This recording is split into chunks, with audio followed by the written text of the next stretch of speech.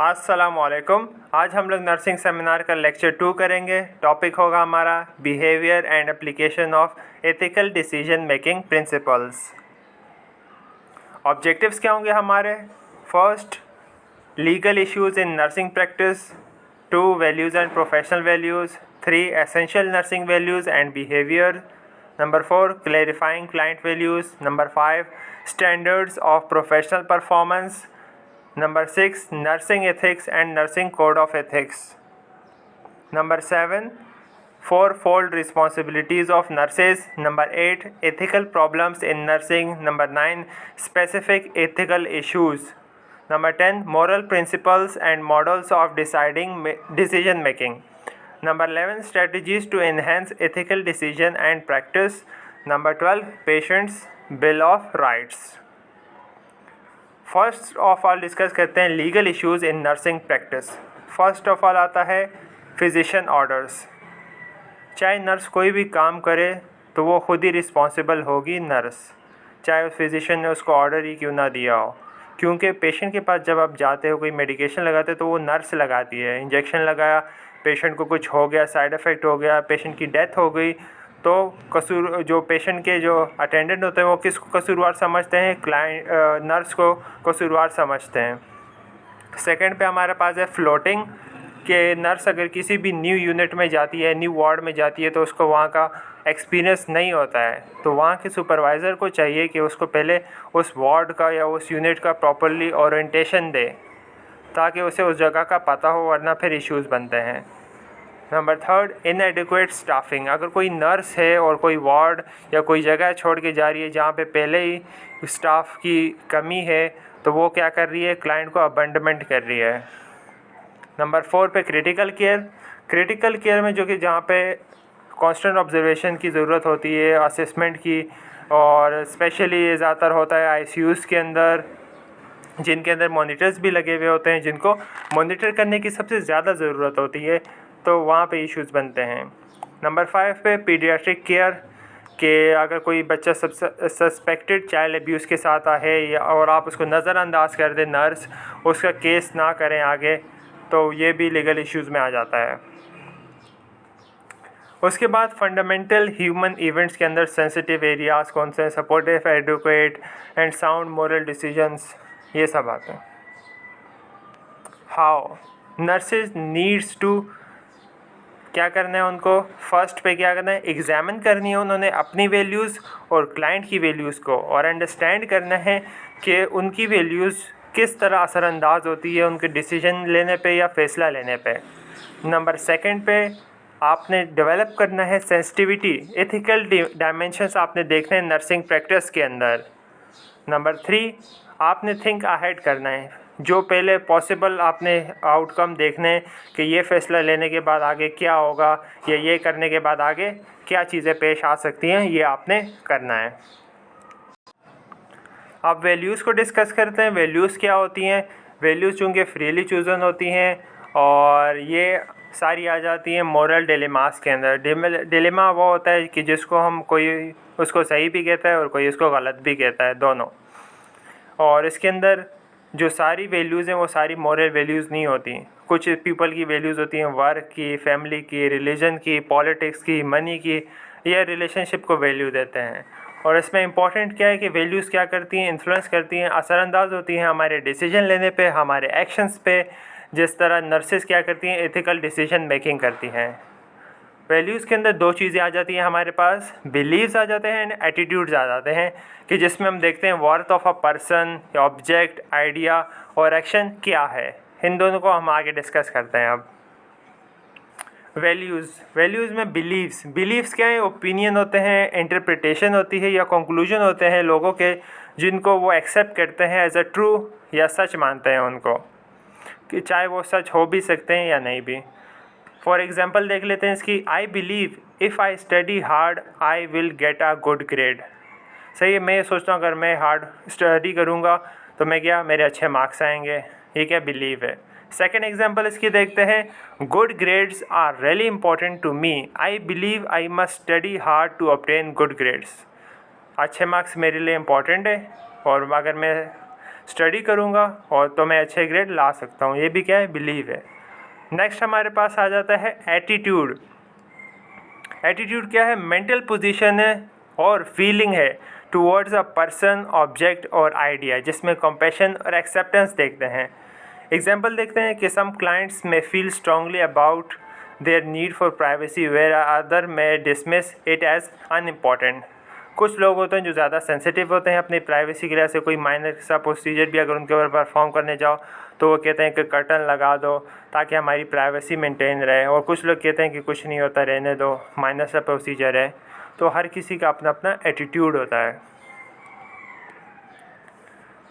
Difference देख लेते हैं बिलीव्स और एटीट्यूड्स में। फर्स्ट क्या है, बिलीव क्या है, फेथ देन फैक्ट है। एटीट्यूड क्या है, थिंकिंग एंड बिहेवियल एस्पेक्ट है। बिलीव में क्या होता है, लास्ट ओनली ब्रीफली होता है, और एटीट्यूड जो होता है वो कंटिन्यूस ओवर टाइम होता है। बिलीव होता है वो जज एज करेक्ट और इनकरेक्ट होता है, या तो वो सही है या गलत है। और एटीट्यूड किस तरह जज किया जाता है, बैड और गुड, पॉजिटिव और नेगेटिव, अच्छा या बुरा, और पॉजिटिव या नेगेटिव। उसके बाद हमारे पास आता है values transmission and values clarification. Values transmission में किस तरह ये हम एक्वायर्ड करते हैं ऑब्जर्वेशन के ज़रिए और एक्सपीरियंस के ज़रिए, जो कि सोशियो कल्चर एनवायरनमेंट से अफेक्ट होता है, जिसमें सोसाइटल कंडीशन आ जाती हैं, फैमिलीज़ आ जाते हैं, पेयर्स आ जाते हैं, जो कि हमारी पर्सनल वैल्यूज़ बनाती हैं। एंड नर्सिस के क्या करना है, अपने ध्यान में रखना है कि उनकी कौन सी वैल्यूज़ हैं जो कि हेल्थ के ऊपर अफेक्ट करती हैं, असरअंदाज हो रही हैं, तो उनको प्रोफेशनल वैल्यूज़ कहा जाता है। नेक्स्ट हमारे पास आता है वैल्यू क्लैरिफिकेशन। वैल्यू क्लैरिफिकेशन क्या है, एक प्रोसेस है कि जिसके ज़रिए लोग आइडेंटिफाई करते हैं, एग्जामिन करते हैं और डेवलप करते हैं अपने इंडिविजुअल वैल्यूज़, जो उनको प्रमोट करती है उनकी पर्सनल ग्रोथ को, उनकी अवेयरनेस को, उनकी एम्पैथी को और उनकी इनसाइट को। और ये बहुत इम्पॉर्टेंट होता है नर्सेस के लिए एथिकल प्रॉब्लम को डील करना, सही है। और कोई भी आपके लिए वैल्यूज़ सेलेक्ट नहीं करता, हर किसी की अपनी वैल्यूज़ डिफरेंट होती हैं। Clarifying the nurses values and clarifying client values. उसके बाद हमारे पास आ जाता है theory of values clarification. Valuing process में क्या तीन चीज़ें हमारे पास आती हैं, चूजिंग, प्राइजिंग, एक्टिंग। चूजिंग में क्या होता है, कॉग्निटिव होता है, जिसमें बिलीव्स फ्रीली चूजन होते हैं, आउटसाइड से कोई प्रेशर नहीं होता, रिफ्लेक्ट करते हैं हम और कंसिडर करते हैं कॉन्सिक्वेंसेस को और उसके अल्टरनेटिव्स को। सेकंड हमारे पास आता है प्राइजिंग, जो कि अफेक्टिव होता है, कि जिसमें चूजन बिलीव्स होते हैं और चेरिश्ड या प्राइज मिलता है उसके बदले। नंबर थर्ड पे आता है एक्टिंग, जिसका होता है बिहेवियर। ये भी चूजन बिलीव्स होते हैं लेकिन अफर्म्ड होते हैं, दूसरे लोगों से इनकॉर्पोरेटेड होते हैं, और उनका जो बिहेवियर होता है वो बहुत रिपीटेड होता है और कॉन्स्टेंटली होता है, लाइफ के अंदर चलता रहता है। उसके बाद हमारे पास है प्रोफेशनल वैल्यूज़। प्रोफेशनल वैल्यूज़ भी हम एक्वायर्ड करते हैं during experience from code of ethics, nursing, teachers और पीयर्स के ज़रिए। और इसके अंदर हमारे पास 5 वैल्यूज़ आ जाती हैं जो कि एसेंशियल फॉर प्रोफेशनल नर्स है। Altruism, autonomy, human dignity, integrity and social justice. Clarifying nurses values में हमें बताते हैं जो नर्सेज एंड नर्सिंग स्टूडेंट्स को एग्जामिन करने हैं वैल्यूज़ को, कि वो कौन सी ऐसी वैल्यूज़ हैं उनके जो कि वो होल्ड करते हैं about life, death, health and illness. अब हम देखते हैं essential nursing values and behaviours. Values और प्रोफेशनल बिहेवियर हमारा कैसा होना चाहिए उनके अंदर। वैल्यूज़ में फ़र्स्ट ऑफ ऑल आता है अल्ट्रुइज्म, कि जिसमें नर्स क्या करती है, पेशेंट के वेलफेयर के लिए काम करती है दूसरे हेल्थ केयर वर्कर के साथ मिलके। प्रोफेशनल बिहेवियर में क्या होना चाहिए, हमें अंडरस्टैंड करना चाहिए कल्चर, डिफरेंट कल्चर्स को, बिलीव्स को और पर्सपेक्टिव ऑफ अदर्स को, दूसरों की राय को। पेशेंट को हमने एडवोकेट फॉर पेशेंट बनना है, रिस्क हमने लेना है on the behalf of patient and colleagues. Second पे हमारे पास आता है ऑटोनॉमी, के नर्सें रिस्पेक्ट करे पेशेंट के राइट को, क्योंकि पेशेंट का राइट है कि वो अपने लिए ऑप्शन चूज़ करे अपने हेल्थ से रिलेटेड, हेल्थ केयर से रिलेटेड। प्रोफेशनल बिहेवियर हमारा क्या होना चाहिए कि हमें पेशेंट के साथ मिल के उसके साथ पार्टनरशिप करके उसके लिए प्लान ऑफ केयर बनाना चाहिए। थर्ड पे हमारे पास आता है ह्यूमन डिग्निटी। ह्यूमन डिग्निटी क्या है कि नर्स वैल्यूज़ देती है, रिस्पेक्ट करती है हर किसी की वर्थ को, उसकी यूनिकनेस तो ऑफ पेशेंट्स एंड कोलीग्स को। प्रोफेशनल बिहेवियर में क्या होगा कि प्रोवाइड्स करती है culturally competent and sensitive care देती है, प्रोटेक्ट करती है पेशेंट की प्राइवेसी को, डिज़ाइन करती है care with sensitivity to individual patient needs. Number 4 पे हमारे पास आता है इंटेग्रिटी। नर्सेज एक्ट करती है ऑनेस्टली और प्रोवाइड करती है based on an ethical framework. Professional behaviour में क्या करता है, आपने उनके साथ ऑनेस्ट इन्फॉर्मेशन देनी है पेशेंट को और पब्लिक को, डॉक्यूमेंट करना है आपने ऑनेस्टली एंड एक्यूरेटली, सही तरह सीख करना है अपने रेमेडी एरर्स बाय सेल्फ और अदर्स। आपने जो भी एरर्स आ रही है उनको आपने देखना है, डेमोन्स्ट्रेट करना है अपने अकाउंटेबिलिटी को, अपने ओन एक्शंस को। नंबर 5 सोशल जस्टिस, यानी कि आपने सबके साथ या सबको इक्वल केयर देनी है, क्वालिटी हेल्थ केयर देनी है, सबको सपोर्ट करना है अपने फेयरनेस एंड नॉन डिस्क्रिमिनेशन के अंदर आपने डिलीवरी ऑफ केयर देनी है। नेक्स्ट हमारे पास आ जाता है क्लैरिफाइंग क्लाइंट्स वैल्यूज़। अगर किसी क्लाइंट को कोई एक्सपीरियंस करे क्लाइंट की उसको अनक्लियर वैल्यूज़ है तो आपने क्या करना है। बिहेवियर और उसकी एग्जांपल देख लेते हैं। बिहेवियर में क्या होता है, इग्नोरिंग अ हेल्थ प्रोफेशनल एडवाइस। अगर हेल्थ प्रोफेशनल की वो एडवाइस पेशेंट नहीं मान रहा है, जैसे कि एक चाइल्ड को क्लाइंट्स पेरेंट हु वैल्यूज़, जिसमें एक चाइल्ड है उसको आपने एडवाइस दी लेकिन उसके पेरेंट्स भी नहीं मान रहे आपकी एडवाइस। सेकंड हमारे पास क्या है, इनकंसिस्टेंट कम्युनिकेशन बिहेवियर, जिसमें क्या होता है, एग्जाम्पल इसकी देख लेते हैं। An elderly who says she don't want any more to use cane when walking but won't cooperate during her therapy. Elderly client है और वो कह रही है कि वो केन भी यूज़ नहीं करेगी जब वो चलेगी, लेकिन साथ ही साथ वो ये भी नहीं करे, कोऑपरेट भी नहीं करेगी थेरेपी के दौरान भी।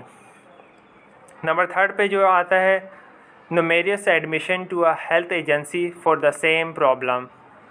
से एक हाइपरटेंसिव पेशेंट है, वो रिपीटेडली आता है हेडेक के साथ, सही है, लेकिन वो जो आप उसको प्रिस्क्राइब भी कर रहे हो मेडिसिन, वो प्रॉपर मेडिसिन भी नहीं ले रहा है, लेकिन बार बार हेडेक की शिकायत के साथ भी आपके पास आ रहा है। Number 4 confusion about which course of action to take. से कन्फ्यूजन होती है जिसमें एक प्रेग्नेंट वुमेन होती है जिसको जॉब भी करनी होती है और उसको फाइनेंशियल नीड की ज़रूरत भी होती है, लेकिन उसको प्रेगनेंसी है तो उसको कंप्लीट बेड रेस्ट भी करना है ताकि उसका सेफ़ लेबर हो और उसकी अच्छी डिलीवरी हो जाए। प्रोसेस में क्या आ जाता है, आपने उनका प्रोसेस किस तरह करना है, लिस्ट अल्टरनेटिव्स, उनको अल्टरनेटिव्स बताने हैं, उनको खुद ही आपने बताना है कि और क्या क्या एक्शन आप कर सकते हो। Second, examine possible consequences of choice, कि आप कौन सी ऑप्शन चूज़ करने के बाद क्या क्या कॉन्सिक्वेंसेस या क्या क्या आपको सहना पड़ेगा, कौन कौन सी प्रॉब्लम आपको आएंगी, वो भी आपने देखनी है। चूज़ फ्रीली, आपने उन्हीं को चूज़ करने देना है, उनका डिसीजन आपने खुद नहीं लेना, पेशेंट अपना डिसीजन खुद ही लेगा। Feel good about the choice, जो वो लोग चॉइस को चूज़ कर रहे हैं वो उनके लिए अच्छी है बुरी है, वो कैसा फील कर रहे हैं उसके बारे में। अफर्म द चॉइस, कंफर्म करना है उनकी चॉइस को। एक्ट ऑन द चॉइस, आपने उन्होंने जो चूज़ किया है उस पर आपने एक्ट करवाना है। एक्ट विद अ पैटर्न, और आपने एक पैटर्न के पूरे एक पैटर्न के ज़रिए उनको फॉलो अप करवाना है। नेक्स्ट हमारे पास आता है standards of professional performance. Standards ethics, एक नर्स जो है वो डिसीजन लेती है and action on behalf of patients और डिटरमाइन करती है उसकी इन एथिकल मैनर्स के दायरे के अंदर। मेजरमेंट क्राइटेरिया क्या होता है, फर्स्ट पे क्या है कि नर्स प्रैक्टिस करती है by the guided code for nurses. Number second, nurse maintain करती है पेशेंट की कॉन्फिडेंशियलिटी को। Number third, advocate and assist करती है पेशेंट को। नंबर 4, द नर्स क्या करती है, non judgmental and non discriminating manner के अंदर सेंसिटिव पेशेंट केयर डिलीवरी देती है।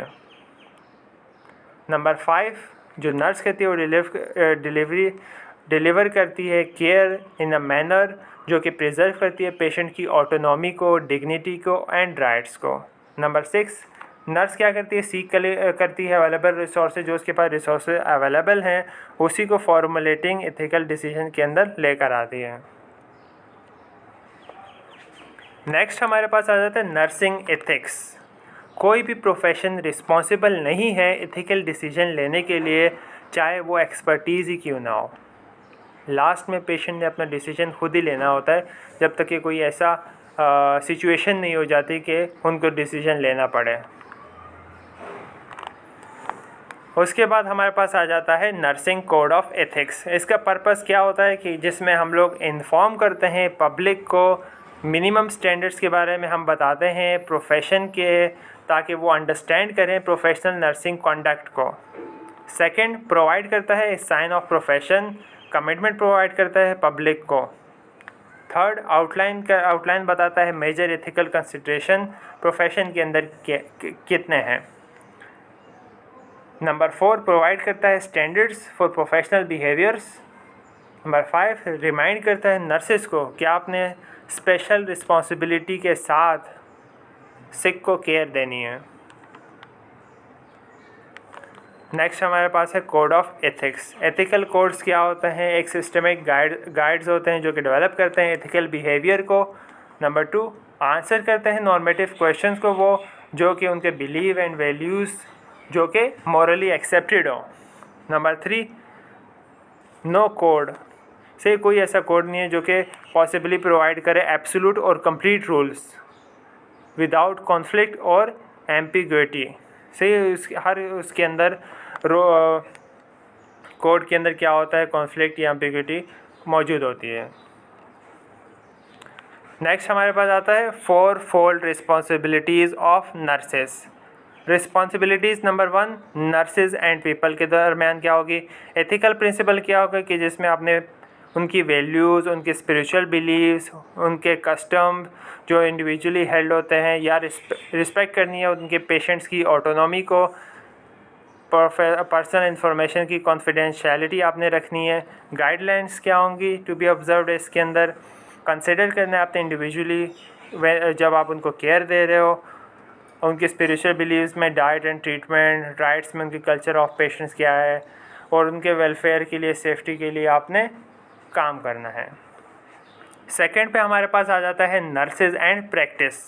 एथिकल प्रिंसिपल्स में क्या होंगे इनके, human life inviolable, quality of care अपने पेशेंट को देनी है, एक्यूरेसी डॉक्यूमेंटेशन करनी है, सही तरह डॉक्यूमेंटेशन करनी है, एक्शंस की एंड आउटकम्स की उनकी केयर की, एडवोकेट करना है आपने पेशेंट को से उनको सब बताना, अवेयरनेस देनी है उनको ethical, moral and legal dimensions of practice की। गाइडलाइंस टू बी ऑब्जर्व्ड इसके अंदर क्या है, know the scope of her practice, scope क्या उसकी प्रैक्टिस का, एक्वायर को डेवलप करना है, नेसेसरी कॉम्पिटेंस को, उसकी नॉलेज को, स्किल्स को एंड एटीट्यूड को, इंश्योर करना है पेशेंट के रिकॉर्ड को, रिस्पेक्ट करना है आपने पेशेंट बिल ऑफ राइट्स को। नेक्स्ट हमारे पास आ जाता है 4 फोल्ड में nurses and coworkers. Ethical principle के अंदर क्या है, maintain a collaborative working relationship, collaborative working relationship आपने बनाना है। गाइडलाइंस टू बी ऑब्जर्व इसके अंदर क्या है, मेंटेन देयर प्रोफेशनल रोल और आइडेंटिफाई करना है उनके साथ वर्किंग के दौरान, ऑनर करना है, सेफ गार्ड करना है उनकी डिग्निटी को, उनके रेपुटेशन को, दूसरे मेंबर्स ऑफ नर्सिंग की, कंट्रीब्यूट करना है आपने प्रोफेशनल ग्रोथ के अंदर और डेवलप करना है दूसरे मेंबर्स को भी। Number 4 and last, nurses and society environment. Ethical principles में क्या आ जाता है इसके, preservation of life, respect for human rights and promotion of healthy environment. Establish करना है आपने लिंकेजेस बनाने हैं पब्लिक के साथ ताकि आप प्रमोट कर सको locally, national and international efforts, ताकि आप उनकी हेल्थ को एंड सोशल नीड्स को पूरा कर सको।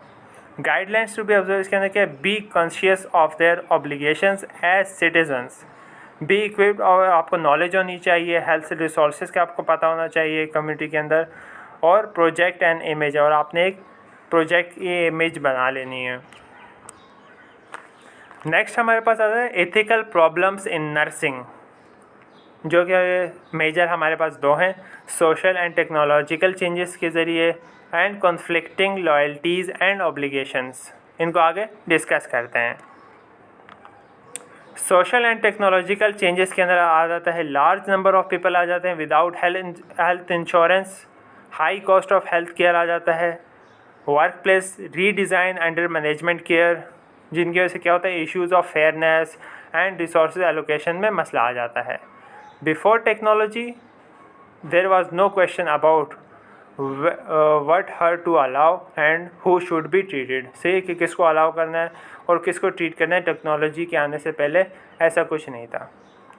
उसके बाद नेक्स्ट हमारे पास कॉन्फ्लिक्टिंग लॉयल्टीज़ एंड ऑब्लिगेशंस, कि जिसमें क्या होता है कि according to nursing code of ethics the nurse first loyalty is to be the client, say कि नर्स की जो फर्स्ट लॉयल्टी वो क्लाइंट के साथ होनी चाहिए, लॉयल होना चाहिए नर्स को क्लाइंट के साथ, सही है। और नर्स के लिए भी ये इजी नहीं है कि वो डिटरमाइन करे कि सबसे बेस्ट सर्विस क्या दे सकते हैं, वो क्लाइंट की नीड्स को किस तरह सबसे बेस्टली पूरा कर सकते हैं, सही। वो डिटरमाइन करने में बहुत मुश्किलात होती हैं।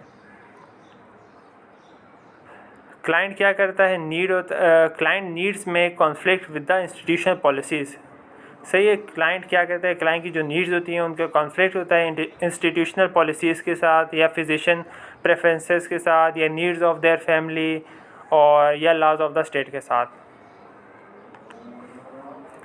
नेक्स्ट हमारे पास है स्पेसिफिक एथिकल इश्यूज़।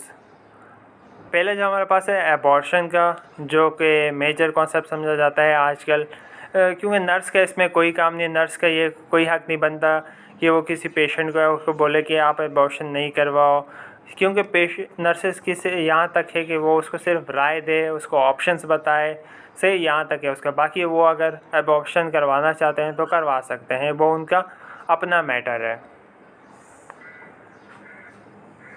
सेकेंड में हमारा बताते हैं मैनेजमेंट ऑफ कंप्यूटराइज्ड इंफॉर्मेशन, कि जितने भी हॉस्पिटल के अंदर या किसी भी हेल्थ केयर सेंटर के अंदर इंफॉर्मेशन जमा होती है किसी भी पेशेंट की, सही है, तो उसको आपने प्रॉपरली फॉलोअप सिक्योरिटी मेजर के ज़रिए, पॉलिसीज़ के ज़रिए उसको से क्लाइंट के डेटा आपने कहीं मिस यूज़ नहीं करना।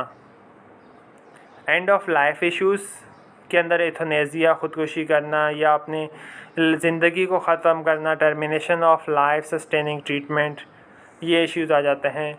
नंबर 4 पे एलोकेशन ऑफ स्कार्स रिसोर्सेज, से स्कार्स का मतलब कम रिसोर्सेज हैं, उनको किस तरह हेल्थ रिसोर्सेज अगर हमारे पास कम है तो जिन जिन जगहों पे ज़्यादा ज़रूरत है तो वहाँ पे उनको डिस्ट्रीब्यूट करना। नेक्स्ट हमारे पास आ जाता है मेकिंग एथिकल डिसीजंस, और ये बेस होने चाहिए एथिकल प्रिंसिपल्स पे और code rather than emotions, institutions और प्रेसिडेंट। गुड डिसीजन क्या होता है कि जो कि सबसे क्लाइंट के लिए बेस्ट इंटरेस्ट हो, जिसमें क्लाइंट के फ़ायदे के लिए सबसे बेस्ट हो।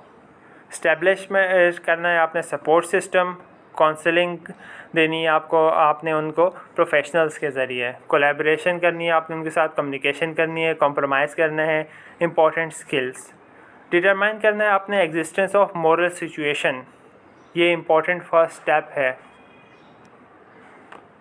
एग्जिस्टेंस ऑफ मॉरल सिचुएशन, पहला क्या है, डिफ़िकल्ट चॉइस एग्जिस्ट करती है कि नहीं। सेकंड, कि वहाँ पे मॉरल प्रिंसिपल्स एग्जिस्ट करते हैं कि नहीं, ये क्या उनको यूज़ किया जा सकता है जस्टिफाई करने के लिए किसी भी एक्शन को। नंबर 3, जो हम डिसीजन ले रहे हैं वो फ्रीली और कॉन्शियसली चूज़न है। नंबर 5, जो चॉइस है वो अफेक्ट करता है पर्सनल फीलिंग्स पर या नहीं। मॉरल प्रिंसिपल्स हमारे पास 6 हैं, autonomy, non maleficence, beneficence, justice, fidelity, veracity. First of all देख लेते हैं ऑटोनॉमी। ऑटोनॉमी क्या है कि जिसमें पेशेंट्स अपने लिए या अपने हेल्थ से रिलेटेड डिसीजन खुद लेता है, और नर्सेस का इसमें यह है कि उनको क्लियरली एक्सप्लेन करनी है सारी सिचुएशन, उनको कॉन्सिक्वेंसेस बताने हैं कि आप अगर कोई फ़ैसला लेंगे तो उन फैसलों के कॉन्सिक्वेंसेस क्या होंगे, उनका इफ़ेक्ट क्या होगा डिसीजन पे जो आप लेंगे, सही है, तो सब आपने बता सकते हैं। सेकंड हमारे पास आता है जस्टिस, सही, आपने जस्टिस करना है, फेयर ट्रीटमेंट देनी है आपने उसको, सही है, फेयर उसको चीज़ें बतानी है, तो ये इसके अंदर आ जाता है। बाकी आप पढ़ सकते हैं। नेक्स्ट हमारे पास फिडेलिटी। आपने पेशेंट के साथ फेथफुल रहना है, जो आपने उसके साथ कमिटमेंट की है वो आपने पूरी करनी है, कि जो आपने उसके साथ वादा किया है वो आपने पूरा करना है। आपने उसको सेल्फ केयर देनी है, कॉम्पिटेंस इन नर्सिंग केयर, आपने जितना आपसे हो सकता है, और जो आपने प्रॉमिस किया उसको आप पूरा करना है। वेरासिटी, आपने पेशेंट को सच बताना है ताकि नर्स क्लाइंट के रिलेशनशिप अच्छा बने, उसको आप पे ट्रस्ट बिल्डअप हो। बेनिफिसेंस एंड नॉन मेलिफिसेंस का डिफरेंस देख लेते हैं। बेनिफिसेंस का मतलब डू गुड, पेशेंट का आपने अच्छा करना है। Non maleficence do no harm, patient को आपने कोई नुकसान नहीं पहुंचाना है। बेनिफिसेंस का second point, do good for patient interest, आपने पेशेंट के इंटरेस्ट के लिए काम करना है। नॉन मेलिफिसेंस के अंदर आपने अवॉइड करना है वो चीज़ें जो कि पेशेंट के इंटरेस्ट से नहीं है या पेशेंट जिनमें इंटरेस्ट नहीं हो। बेनिफिसेंस में आपने क्या करना है, ये बेनिफिसेंस में क्या करते हो आप, पेशेंट को एट रिस्क पे रखते हो, रिस्क ऑफ हार्म पे रखते हो। और नॉन बेनिफिसेंस में दो चीज़ें आ जाती हैं, इंटेंशनल एंड अनइंटेंशनल। इंटेंशनली वो होता है कि आपको पता है और आप उसको नुकसान पहुंचा रहे हो। अनइंटेंशनली क्या है कि आपको पता नहीं है और आप उसको नुकसान पहुंचा रहे हो। बेनिफिसेंस में क्या होता है, गुड कम्युनिकेशन आपने करनी होती है पेशेंट के साथ, और उसकी डिज़ायर्स और नीड्स को प्रमोट करने के लिए उसके जो फैसले होते हैं उसको एक्सेप्ट करना होता है। नॉन मेलिफिसेंस के अंदर क्या होता है, अनइंटेंशनली आप अनइंटेंशनली क्या करते हो, क्रिएट करते हो नीडलेस हार्म प्रोवाइड करते हो। और तो नर्स को भी क्या चाहिए, best for her patient choose करना चाहिए, कि उसके पेशेंट के लिए बेस्ट क्या है वो ऑप्शन चूज़ करना चाहिए। और जो पेशेंट होता है वो क्या करता है, डिटरमाइन करता है, इंटरप्ट करता है व्हाट इज़ हार्मफुल, कि उसके लिए नुकसानदेह क्या है। नेक्स्ट हमारे पास आता है criteria if moral aspects exist. से क्राइटेरिया क्या है अगर मॉरल एस्पेक्ट एग्जिस्ट करता है। डिफ़िकल्ट चॉइस एग्जिस्ट है कि नहीं, there are moral principle exist that can be use to justify the actions, the decision must be freely and constantly chosen, the choice is affected by personal feelings. Application या situation हमारे पास है, इसको भी देख लेते हैं कि किस तरह हैंडल किया जाता है सिचुएशन को। Mister L, a 67-year-old woman, is hospitalized with multiple fractures and lacerations caused by an automobile accident. Her husband, who was killed in the accident, was taken to the same hospital. Mr. L, who had been driving the automobile, constantly questions her primary nurse about her husband. The surgeon has told the nurse not to tell Mr. L. However, he does not give the nurse the reason for these instructions. The nurse expresses concern to the charge nurse, who says the surgeon's order must be followed. However, the nurse is not comfortable with this and wonders what should be done. तो इस situation में क्या करना है, discuss करते हैं आगे। Action आपने क्या करते हैं, आइडेंटिफाई करना है आपने मोरल एस्पेक्ट्स को, कि आपने उसको सच बताना है कि नहीं बताना। ऑनेस्टी एंड लॉयल्टी आपकी यहाँ पे होगी। सेकंड पे, gather relevant facts that relate to the issue, आपने देखना है कि क्लाइंट की हेल्थ प्रॉब्लम्स से रिलेटेड आपने इन्फॉर्मेशन कलेक्ट करनी है कि उसके भी प्रॉब्लम है क्या, कौन इन्वॉल्व है, नेचर ऑफ इन्वॉल्वमेंट क्या है, मोटिव्स क्या है उसके एक्शंस के, ये सब आपने देखना है। थर्ड पे आपने क्या करना है, डिटरमाइन करना है for home the decision being made, who should decide and why. Number 4 पे आपने क्लैरिफाई करना है और अप्लाई करना है पर्सनल वैल्यूज़, कि मिस्टर जो एल है उनकी वैल्यूज़ हर हस्बैंड वेलफेयर, कि वो अपने हस्बैंड की बेहतरी या अपने हस्बैंड की सेहत चाह रही हैं। The charge nurse values policy and procedure, the nurse values a client right to have information, लेकिन जो चार्ज नर्स है वो पॉलिसी एंड प्रोसीजर को फॉलो कर रही है और जो नर्स है वो वैल्यूज़ ऑफ क्लाइंट को फॉलो कर रही है, उसको इन्फॉर्मेशन दे। Number 5, identify ethical theories and principles आपने आइडेंटिफाई करनी है, कि ऑटोनॉमी और beneficence. Number 6, identify applicable laws और एजेंसी पॉलिसीज़, कि एजेंसी में not allow the nurse to follow the doctor order, कि एजेंसी अलाउ नहीं करती कि वो डॉक्टर के ऑर्डर को फॉलो करे, बल्कि उसके इंस्ट्रक्शंस को फॉलो करे। Number 7, use competent interdisciplinary resources. Nurse might क्या करे, कंसल्ट करे literature. Number 8, propose alternative actions. Alternative actions आप उसको बता सकते हो कि अगर फॉलो द चार्ज नर्स अगर आप करो, चार्ज नर्स की अगर आप बात मानो तो पॉसिबल आउटकम का क्या होगा कि mister L might become anxious and angry. Wait mister L to recover. सही है.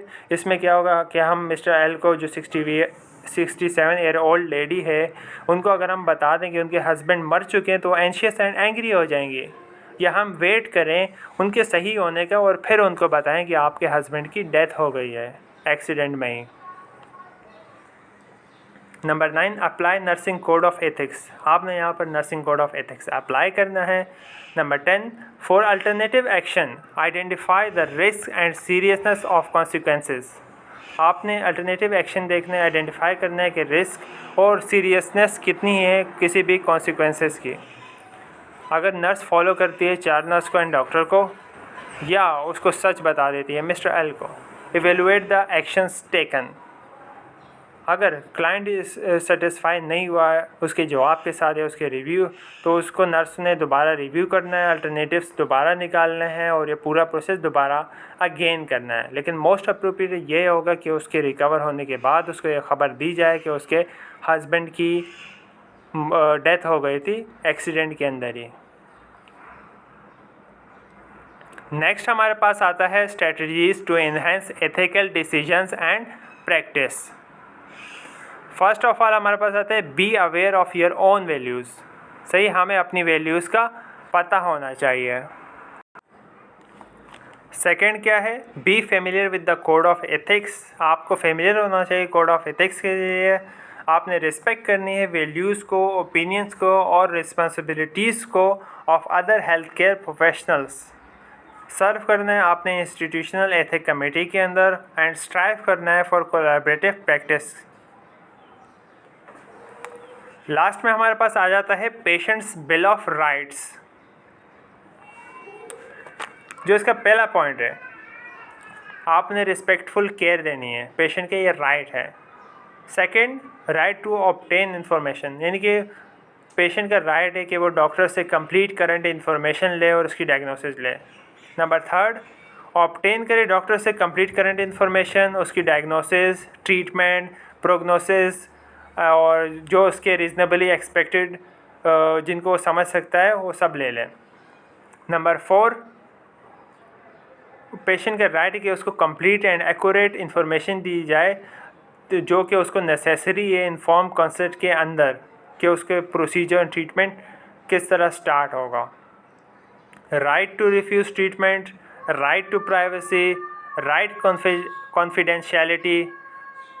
सही है. और पेशेंट का राइट है को एक्सपेक्ट करे hospital must take responsible response for the client request for service with the hospital capacity. Right to obtain information, any relationship of the hospital to other health care and educational institutions concerning this or his human experimentation. अगर human experimentation हो रहा है तो उसकी permission लाजमी लेनी है और उसको पूरी इन्फॉर्मेशन भी उसके बारे में होनी चाहिए. पेशेंट का राइट है कि वो एक्सपेक्ट करे reasonable continuity of care. Patient का राइट है to examine and receive an explanation of his bills regardless of sources. Right to know what hospital rules and regulations apply to his conduct as a patient. ये references है. Thank you. Hope you like it.